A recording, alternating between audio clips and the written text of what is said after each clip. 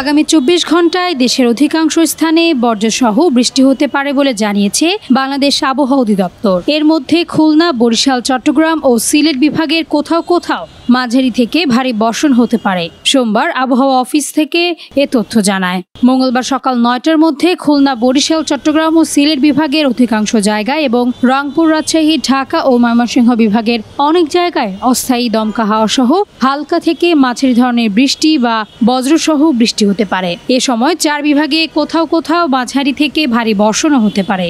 সারা দেশে দিন এবং রাতের তাপমাত্রা সামান্য কমতে পারে। পরবর্তী দিনগুলোতেও সারা দেশে ৮ বিভাগের অনেক জায়গায় বৃষ্টিপাতের প্রবণতা অব্যাহত থাকবে। এর মধ্যে কিছু এলাকায় মাঝারি থেকে ভারী বৃষ্টি হতে পারে।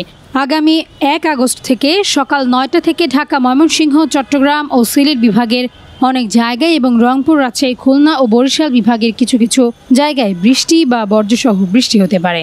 এই সময়ও ৪ বিভাগে কোথাও কোথাও ভারী বৃষ্টির সম্ভাবনা রয়েছে।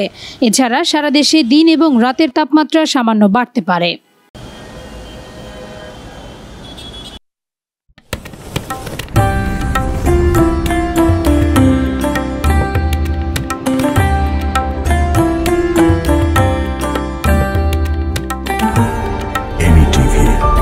স্বাধীন বাংলার স্বাধীন কণ্ঠ।